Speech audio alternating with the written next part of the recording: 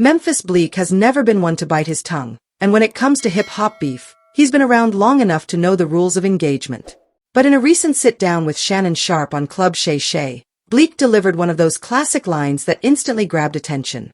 With a grin on his face, he joked that if Drake had given him a verse, he would have been on the front line defending him in his war with Kendrick Lamar. Welcome to celebrity rap life, where the red carpets never roll up and the spotlight never fades. The rewards are legendary. Because in celebrity rap life, every downfall can become a comeback, and every headline tells a deeper story. Hit that like button, subscribe, and turn on notifications so you don't miss a second of what's coming next. It was one of those moments where humor meets hard truth. Because behind the joke, there was a real layer of commentary on how loyalty, business, and survival all intersect in the rap game. Bleek has spent decades in the industry. As Jay-Z's protege, he's been dissed, targeted, and tested more times than he can count. In the interview, he reminded Shannon Sharpe that he's been the subject of more diss records than most rappers ever will. The game probably made 40 of them about me, he laughed. And yet, instead of crying foul or threatening lawsuits, Bleek shrugged it off as part of the culture. I'm never gonna take him to court, he said firmly, poking fun at Drake's controversial decision to sue Universal Music Group for defamation in the aftermath of his battle with Kendrick. That right there set the tone. Because to someone like Memphis Bleek, rap beef is supposed to be settled on wax, in the booth, with bars, with skill. Courtrooms and lawsuits don't fit the tradition. Rap beef in court. Should have been some physical altercation for that, Bleek said, half joking but also half serious. To him, it wasn't about legal paperwork. It was about respect, survival, and standing tall in a culture where reputations are built on how you handle conflict. But Bleek didn't stop at critiquing the legal angle. He balanced his thoughts by praising both sides of the feud. On Drake, he pointed out the accolades that can't be denied. Drake got 10 diamonds. He'd been on Billboard longer than anybody. That's not something you can erase with a single beef, no matter how hard the shots land. And on Kendrick, he made it clear that the Compton MC is in a league of his own. Kendrick is just amazing, phenomenal. It was a reminder of the strange duality at play in this feud. On one side, you've got Drake, a global megastar who has redefined commercial success in hip-hop. On the other, Kendrick Lamar, a Pulitzer Prize-winning artist whose pen cuts deep and whose cultural impact is beyond charts. When those two collided in 2024, the hip-hop world shook. For Bleek, though, the most important question wasn't who won or lost, but how Drake handles the aftermath. And in his eyes, the idea that Drake's career is over just doesn't hold weight. I don't think this is career-ending like a lot of people say. I feel like Drake can definitely come back from this. As you see, he just dropped a super smash in Nokia. That's the kind of perspective only someone like Bleek can offer. Because while fans on social media love to declare that a single diss track can end a career, the reality is more complicated. Careers in hip-hop aren't built on one moment. They're built on consistency, resilience, and adaptation. Drake has been doing that for over a decade, and Bleek wasn't about to ignore that. Shannon Sharpe pushed the conversation further, pointing out how many of Drake's former collaborators seemed to flip on him once the beef got hot. And that's when Bleek dropped his most memorable line of the interview. He should have gave me a verse. I would have been on the front line with you.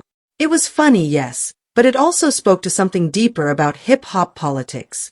Relationships in this game are transactional more often than they are personal.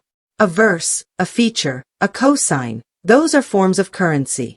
And once that exchange happens, loyalty sometimes follows. Without it, people move on. On a serious note, Bleek broke it down. People gonna use you for what they need you for, and then when they done with you, they gonna put you back because they don't need you no more. This game is dirty.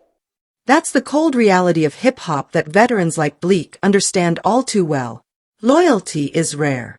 Everyone has their own agenda, their own timing, and their own survival strategy. When the tide turns, people often stand wherever it benefits them most. And during the Drake versus Kendrick saga, we saw exactly that. Think back to how the feud started. It all kicked off when Kendrick took aim at Drake and J. Cole on Future and Metro Boomin's explosive record, Like That, in March 2024. The line was quick but deadly, a reminder that Kendrick was tired of the so-called Big Three conversation that lumped him in with his peers. From that moment, the clock was ticking. What followed was weeks of warfare. Diss records flew back and forth, each one dissected and debated in real time on social media. Drake came with his icy bravado, dropping tracks that leaned on his usual slick wordplay and cutting jabs. But Kendrick, in classic fashion, elevated things to a different level. He didn't just go at Drake's ego, he went at his foundation, questioning his authenticity, his image, and his legacy. And then came Not Like Us, the song that didn't just end the beef, it became a cultural anthem.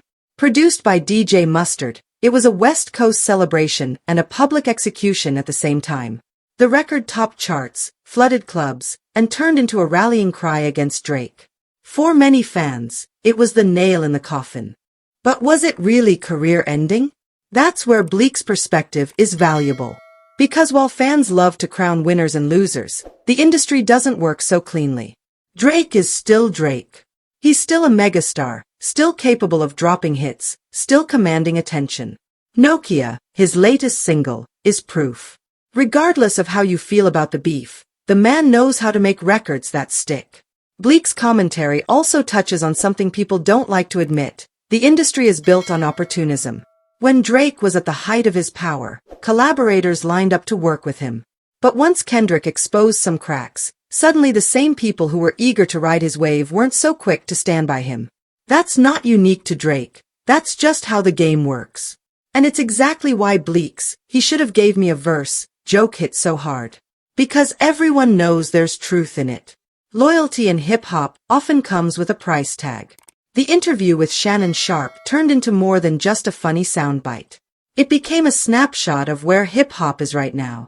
A culture where beef still matters, but also one where lawsuits, contracts, and industry politics complicate the old-school rules. Bleek's generation came up in an era where battles played out in songs and sometimes in the streets. Today, we're watching rap beef spill into courtrooms. Drake's lawsuit against Universal Music Group is a perfect example. He accused them of artificially boosting Not Like Us to devalue his brand in the middle of contract negotiations. UMG denied it, of course, but the fact that a rap battle turned into a corporate legal fight says a lot about how much the industry has changed. For veterans like Bleek, that shift feels unnatural. But even in that shift, some things remain the same. The hunger for dominance. The need for respect. The way fans rally behind moments of cultural impact. And the way rappers, whether joking or serious, measure loyalty through collaboration. Memphis Bleek's comments weren't about picking sides. They were about exposing the reality of the business, while reminding everyone that Drake isn't finished. He might have taken some bruises in the ring with Kendrick, but if history has shown us anything, it's that Drake always finds a way to bounce back. And as for Bleek himself, he walked away from the conversation with his trademark mix of humor and honesty. In one sentence, he captured the whole spirit of the game. If Drake had given him a verse, he would have been right there, holding him down. Because in hip-hop, loyalty is often a beat, a bar, or a verse away. This story is far from over, and the truth is still unfolding. I want to hear what you think. Drop your take in the comments. And if you don't want to miss the next twist, hit that like button, subscribe, and turn on notifications so you don't miss a second of what's coming next.